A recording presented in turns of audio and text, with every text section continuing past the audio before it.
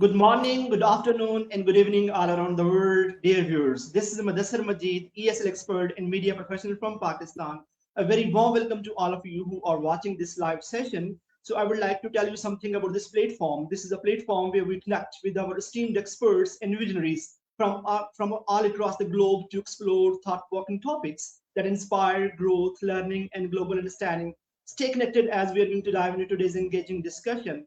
So fasten your seatbelts. We have invited Madam Anna Bezbakh. How are you, ma'am? Thanks a lot. I'm okay. What about you? Okay, I'm good. Thank you very much. So, Madam, please introduce yourself before our audience so that our audience may get to know about you. That who is Madam Anna Bezbakh. Yes. Okay, so I've been teaching English since 2016, and I started my career working in a local gymnasium and later in Lyceum, where I gained solid classroom experience with learners of different ages, different levels. In 2021, I obtained a master's degree in foreign languages and literature, and that helped me deepen my understanding of language teaching methodology, as well as linguistic accuracy. Currently, nowadays, I work as a private English tutor, mainly with adult learners, especially those who want to study English from A0 level, And I focus on practical communication, confidence building, helping students use English naturally in real life communication, real life situations. Over the years, this experience has shaped my belief that fluency and accuracy should develop together, not separately. Yes, so that I just want to introduce the topic of the day that is also very much relevant to that as well. Today's topic for discussion is that how EFL learners can develop fluency and accuracy simultaneously. This is our topic on which today we're going to have a discussion. So, madam, in this regard, the very first question I would like to ask over here that is about fluency and accuracy often pull learners into difficult direction. Why does this often happen in EFL learning? Because especially when it comes to English language, what do you say about it? Yeah, sure. Fluency and accuracy rely on different cognitive processes, I can say so. And fluency is about meaning, speed, I can even say like confidence, while accuracy is a little bit different because accuracy requires conscious attention to grammar, to different forms. And when our learners speak, especially at lower levels, the brain cannot fully control both processes at the same time. Yeah. As a result, learners naturally prioritize meaning over correctness. And I think that's quite normal and necessary stage of language development. It's not a failure. For example, some of the students can describe their weekends, their holidays, and they want to say like, yesterday I went to a restaurant with my friends.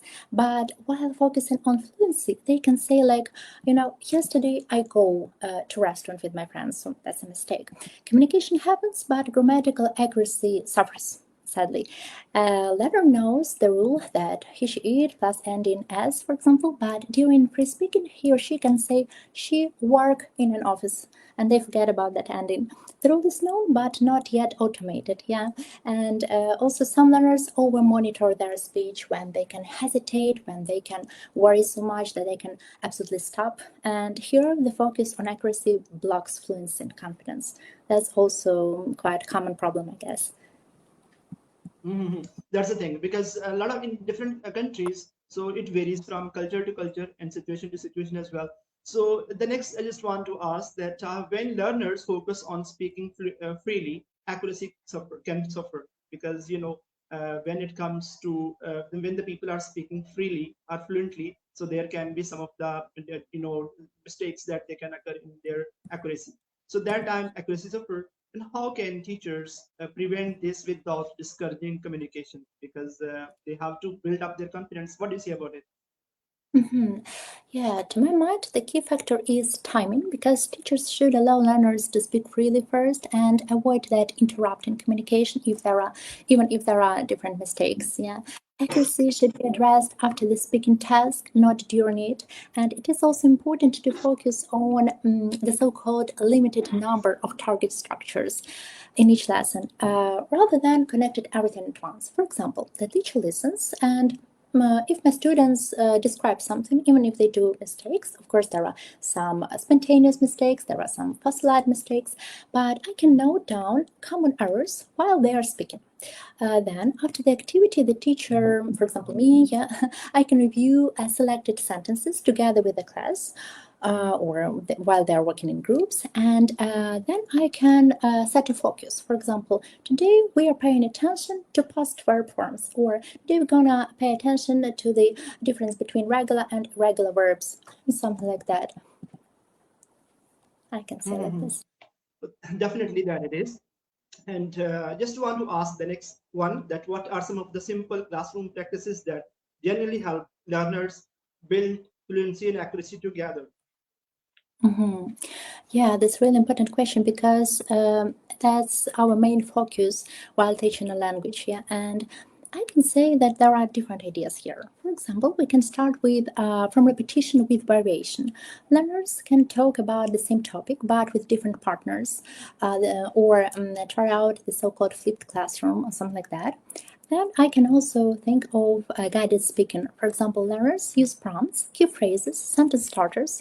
It's very useful, especially when they're working with different kind of textbooks, when they're going to write the letter on this or that topic, or while they need to improve their speaking skills, communication, like that. We can also try reformulation. For example, learner says, I go there last year. Okay, but there is last year. So we can slightly correct them in the form like, oh, you went there last year. Yeah, that sounds interesting. So kind of like that. And we can also try out short speaking tasks followed by brief reflection. I think that's also a great idea because they are working inside language, like they have all the additional materials, but they can try out different forms. Yes, definitely that is good. But I just want to ask you next, that how can learners work on grammatically accuracy while still sounding natural and confident?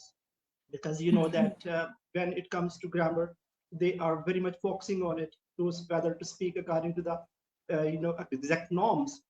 So that time some of the country education is, some of the young learners, they suffer it. So what do you think about the aspect of grammar? Well, in my classroom experience, learners become more accurate when grammar supports communication rather than controlling it.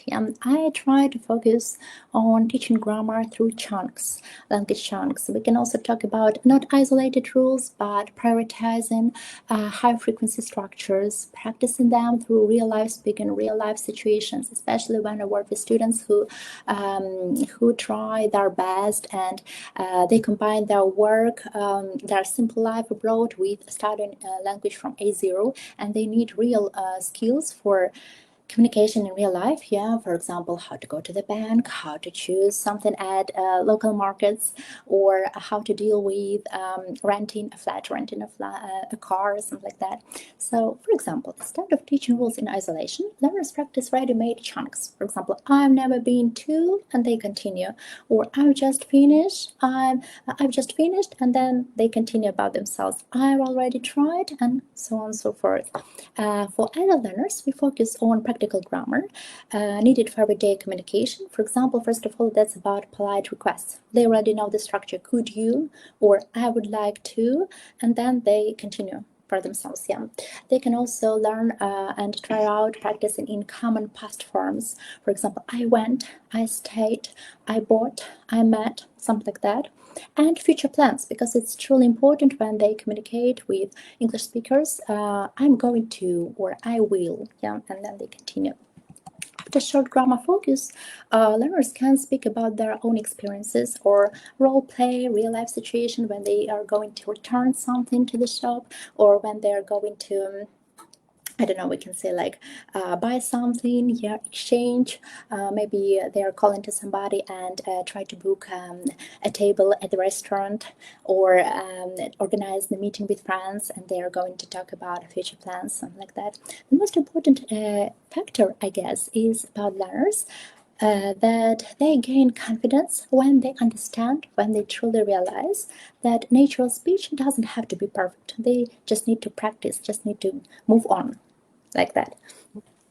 But especially when you're teaching in your classroom, so that time there are some of the students who are suffering, they are unable to achieve their fluency and accuracy, but at the same time, so at first they will be just improving toward their accuracy, because when they're just going to achieve the accuracy, so they are not fluent. And how do you make them to do something like a good in fluency and accuracy at the same time? Because it is very difficult to get those both things combined at one place. Just at first you are just learning on an initial level, so that time you that would lead toward the accurate level and then fluent level. All the things, how do you make them practice to become fluent in English language? This is my particular question. That this is not only accepted over here in your country, but also all over the world, where English is not the first language. So what do you say about them, especially those non-native speakers who are just trying to achieve fluency and accuracy at the same time? Yeah, it's a kind of specific action, we can say, because they both rely on different mental processes, as far as I said. But some learners over monitor, and we should try to support them and say that the most important at this case is to continue their ideas, to not to interrupt them. If even if it's a first slight mistake, we can try to check it out a little bit later. Yeah, just to build that confidence inside their mind. Well, what else I can say? That's also about giving a right feedback. I can say so because focusing on higher frequency, useful structures is important, but we should also analyze mistakes in a way that they want to continue their education, they want to improve themselves more and more. So yeah, first of all, it's about describing real experience, I could say so. That's also about role playing, about realistic situations. And the first step should be made with help of some specific structures already given. Yeah, for example, when it's about present perfect is truly challenging, so they need to practice this or that structure first. Remember about the auxiliary verbs. So first of all, they need to visualize that, and then they practice with their own experience, with their own, we can say, ideas. Yeah, adding their own ideas, kind of like that. Basic future expressions, basic grammar But expressions. yes, madam, yeah, yes. Madam, I just want to ask one more thing over here, because you're just going very well. That these days the use of AI, artificial intelligence, that is also providing them some sort of assistance to the teachers. What do you think, that is just like that going healthy activity, or that is just something like something which is not acceptable for the students or the teachers? What do you say about it? Whether it is just assisting the teachers and students both, or some of the things it is not is going good way for the teachers and students? What do you say about, what is your own perspective in this regard? Do you mean what? How can I apply artificial intelligence to my lessons? Definitely. Yeah, we can try to turn it into our friend, into our assistant. And first of all, that's about a creative way to engage our students, because every age of student needs something specific, and everybody would have been grateful, I guess. It makes their journey how to learn a language truly enjoyable when they have something additional. Yeah, for example, I really like practicing such activities. I guess lots of educators will support me here, as the website, well, if I'm not mistaken, that's about activity where you can create your own things. For example, spin the wheel. They spin the wheel ritual, and they need to answer the questions, or taking out the visual cards. Yeah, all these cards, they have short questions or short situations, and that's really important to improve their fluency, to develop their fluency. I also like organizing such activities by myself with help of Canva or World Walnut, and there I can adjust to the needs of my student, adjust to their age, even sometimes to their hobbies, and to dive deeper into these topics, but with the help of new structures, new phrases, something truly important for us. Yeah, I can guess so. But yes, but suppose there is one student, he's struggling, he's on struggling phases, and especially he is not picking it up, and he just want to improve his English communication skill. But unfortunately, he is not accepting any of the thing, any of the instruction that you're providing to him or her. So how would you deal with them, especially if what are the practical methods that you would apply to teach them in a more effective way, and so that he become a fluent and become a confident speaker? Because fluent and confidence both matters a lot in speaking.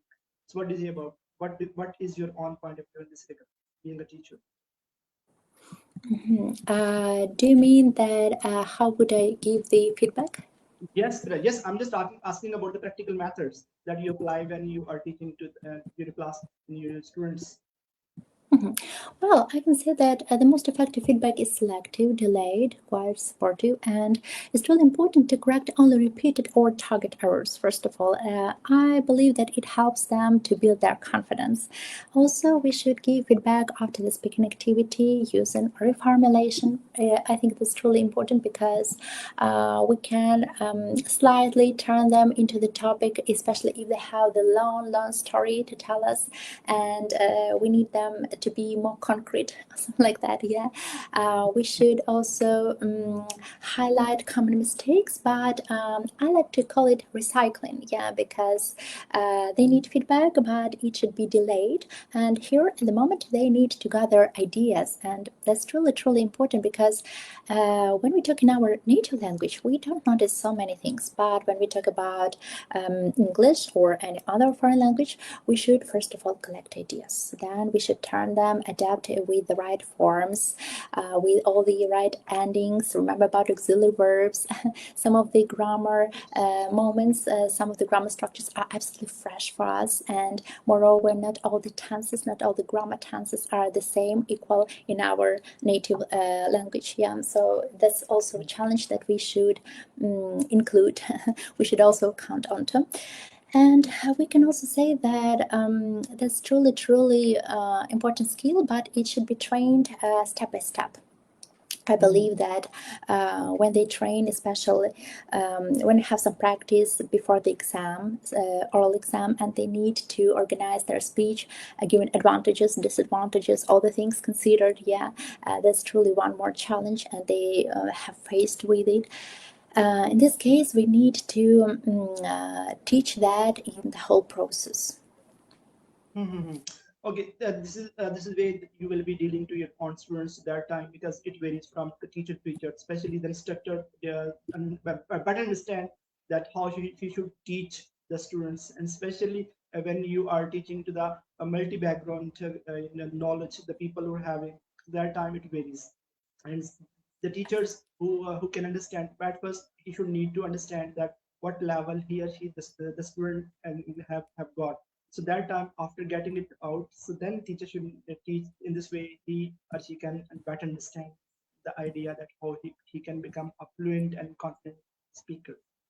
Madam, at the last, what the message that you would like to give to our audience who are watching this live session? If their English is not the first language, how they can improve their English communication skill by following what they can become a fluent and accurate speaker in English language. What do you say? Oh, that's really nice idea. And there are different ways how to practice it, of course. But I always tell my student that it's better studying English is like actually studying every language is like going to the gym. Once you lose your practice, you lose your progress. Yeah, we can say so. So it's truly important that persistence and patience is the key. I can say so. Yeah, patience and persistence are the keys actually. And all these fluency and accuracy, they rely on different mental processes. That's why that's about meaning, speed, confidence. First of all, we need to build it step by step. Some people can have it faster, yeah, can achieve it faster. Some people need time, and that's absolutely okay, because all the great things take time. When learners speak, especially at lower levels, their brain cannot fully control both things, fluency and accuracy, at the same time. And as the result, we can say that it's normal stage of language development. Of course, we can try different practices. We can even study a language individually and try to write out our ideas, then correct them, reread, yeah. Or we can use, for example, audio. There are some practices of shadowing, but of course, it's more about pronunciation. We can also say that a truly important process is to study with somebody else. For example, I can say that tutoring, individual tutoring, is much better because you can receive the right, great feedback, and that's the feedback from the professional side. So that's truly nice. And of course, correcting only repeated target errors is the key. I can say they are not opposites, they can be like friends, fluency and accuracy. But the most important for us as teachers is to create that friend atmosphere where learners can feel really safe, motivated, quite confident in themselves, and then accuracy grows naturally inside fluent communication. That's great. And thank you very much, madam, for your precious and Thanks a valuable lot. time that you have given to extend your thoughts based on the selected topic that we shared today. And my madam has shared her ideas on the particular topic, because the topic was very much debatable, on which we can have it.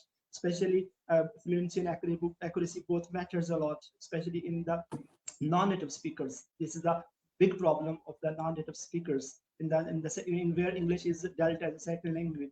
So that's why a lot of teachers are very much worried in this regard. So how to improve the fluency and accuracy at the same time. So I guess so. I feel that those people who might be watching this live session might got some idea that how they should need to improve their English communication skill at the same time, especially when they are on the beginning level, so that how they can achieve it, how they can achieve perfection in their English communication skill. So that it is. And hope so that you have enjoyed this session. And in this regard, madam, I warmly say thank you very much for your Thanks a precious lot. time that you have added over here to extend your thoughts on the selected topic that was shared it earlier on. So once again, thank you very much. And the dear audience, I hope so that you might have heard a lot of things within our discussion, and you might have enjoyed the discussion as well. So see Thanks a you lot. in the next session. So till then, goodbye from Pakistan, because it is evening time in Pakistan. So in Ukraine, there is almost seven, Yeah, six or 6:30 or something like this. So thank you very much, Madam a lot. Anna Bezbakh. Hope In a and best. I thank you very much. Yes. Thanks. Okay, man. Thanks Thank a you very much. lot. Yes. Thanks. So see you Bye. in the next session. Till then, See goodbye. you. Say goodbye.